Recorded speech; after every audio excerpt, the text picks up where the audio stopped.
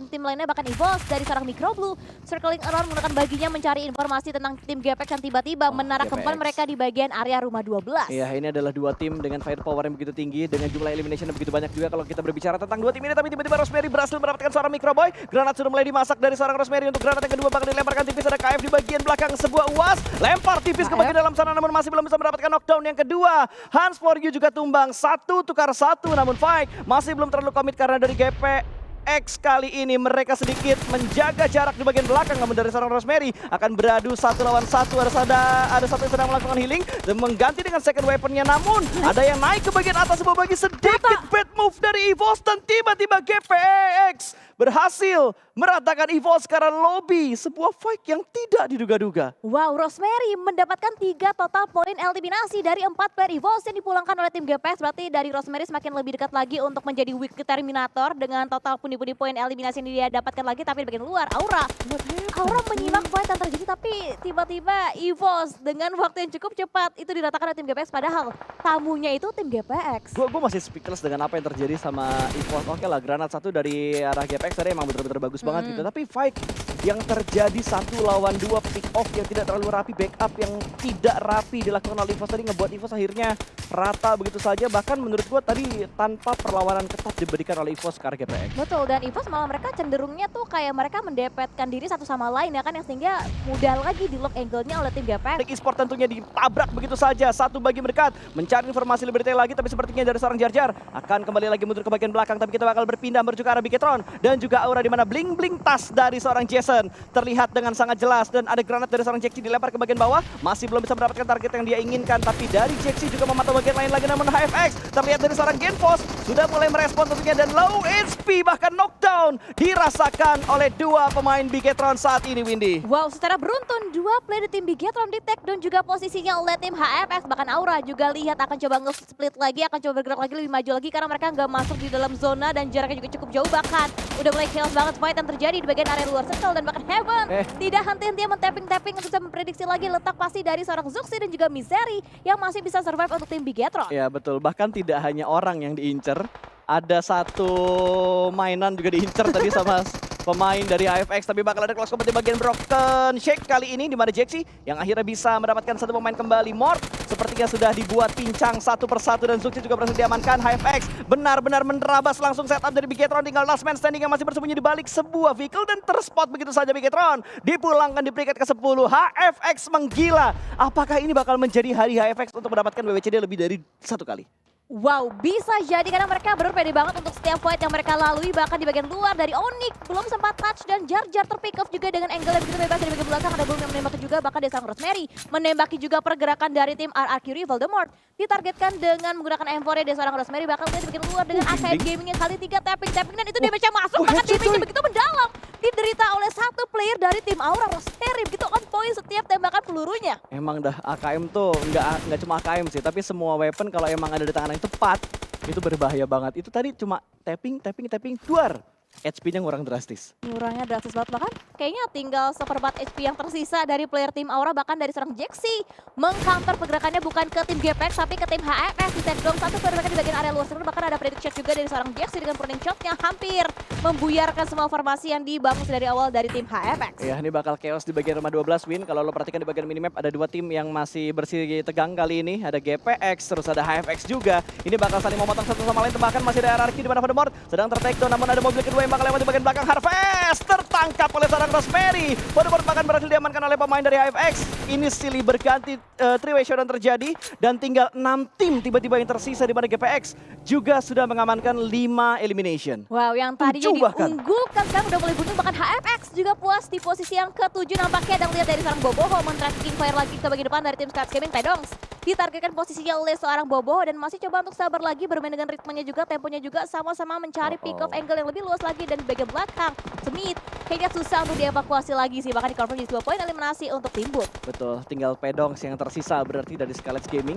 Apakah bisa bertahan lama, karena di bagian depannya benar-benar open field banget dan tidak ada obstacle yang benar-benar bisa bertemu badan dari arah tim lain yang sudah berada di bagian nomor ground. Sementara Rosemary, terspot akhirnya Boom berhasil nge-spot pemain terakhir dari arah Scarlet Gaming, di mana Pedongs tadi sudah dipulangkan karena lobby 4 tim tersisa tiba-tiba, dan ini zonanya benar-benar ke tengah jalan. Cuma ada beberapa lower ground tipis, dan ini butuh banget vehicle sih. Dan ada yang jadi ikan cosplay di bagian bawah, BNW. BNW betul, Keymind berjuang seorang diri di bagian area bawah itu pasti akan sulit banget. Bahkan kayak udah nggak ada jalan lagi untuk dia bisa naik ke bagian permukaan. Dan saat ini di Rosemary udah bisa reset armor lagi, dia punya vest level 3, helmet level 3. Bahkan sekarang bisa men-tracking fire juga, dicari lagi untuk bisa meng-clear lagi jalur rotasi dari tim GPX. Ya ini enak banget sih, Rosemary ngedapetin reset armor dan juga helm yang bener-bener ciamik banget.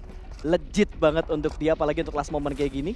4 tim tersisa dan tempo sedikit menurun, namun dari Onyx angle-nya benar-benar terbuka. Ada Yami yang sudah mulai melihat apakah ini bakal menjadi satu panel zat, sudah mulai melihat pergerakan dari seorang Cleon. Belum ditembak tapi bahkan di-timing begitu saja, damage-nya masuk, 2 peluru, 3 peluru masuk, bahkan akan ada sedikit burst yang diberikan dan berhasil mendapatkan satu Cleon tumbang. Akan diledakkan baginya dan menjadi poin untuk Boom Esports. Ya, betul. 2 player aktif lagi yang tersisa dari tim Onyx untuk saat ini. Bahkan untuk kuantitas player dipegang oleh tim GPX dan juga untuk tim Boom yang masih sama-sama kuat dengan 4 player mereka. Bahkan dari tim GPX, mereka menguasai zona tapi mereka ingin melebarkan lagi untuk jaran-jaran mereka. Bahkan bagian lagi dari luar lagi, Yami masih berusaha untuk membackup lagi bagian posisi dari tim Onyx. Ya, Onyx kayaknya nggak bakal bisa bergerak banyak lagi karena mereka sudah terspot. Mereka nggak punya timing untuk masuk ke dalam zonanya. Terjebak di bagian blue zone, terspot oleh Boom Esports, membuat mereka harus dipulangkan ke arah lobby. 3 tim tersisa kali ini dengan jumlah imbang antara GPX dan juga Boom Esports karena mereka masih utuh dengan 4 pemain. Sementara BNW yang bakal menjadi wasit Keymind menjadi kunci pertempuran antara Boom dan juga GPX karena dia menjadi wasit ya saat ini. Iya, betul. Tapi hati-hati, Lynx udah mulai mengokang satu buah nets juga dilontarkan, tapi nampaknya masih cancel karena ada tracking fire yang datang dari seorang Boboho dari tim Boom.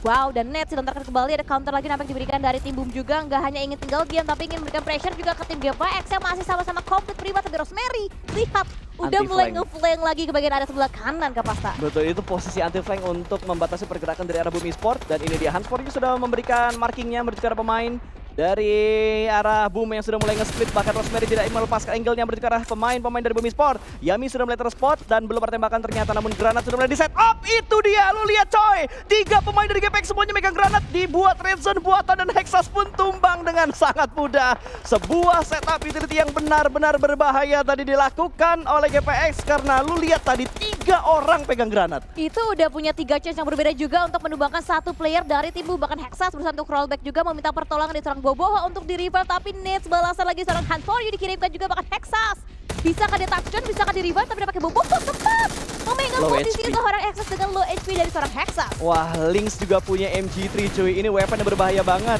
Bahkan dari Bosku juga masih melakukan beberapa track fire menuju ke arah Yami yang ada di bagian kanan tadi, sementara Circle kembali menuju ke area pertebingan dan Keymind masih menjadi kunci untuk BNW.